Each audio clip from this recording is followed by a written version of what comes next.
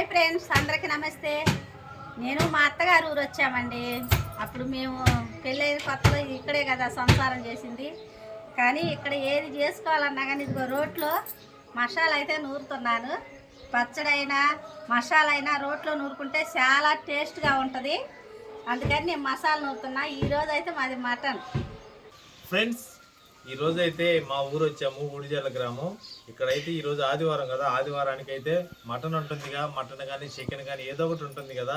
దానిలోకి అయితే మసాలా అనమాట, మసాలా అవుతుంది శుభమని.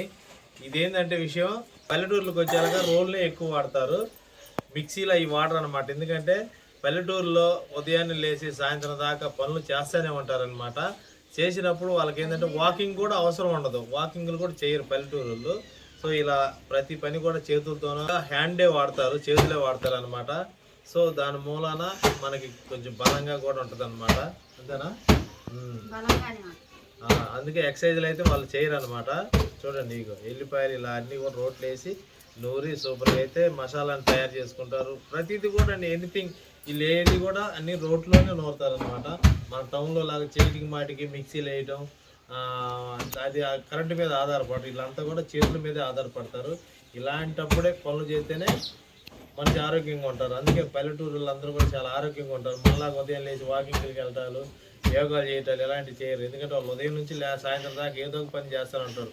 గొడ్లు కాడికి పోయి బరుగొడ్లు, ఆవులు ఇలాంటివి ఉంటాయి కదా, కాయటాలు, లేదా వాటి ఎనికిటి లేచి తిరగటాలు ఇలాంటివి చేస్తూ ఉంటారు అనమాట. వాళ్ళు ఎప్పుడు కూడా పల్లెటూరులో ఆరోగ్యంగా ఉంటారు.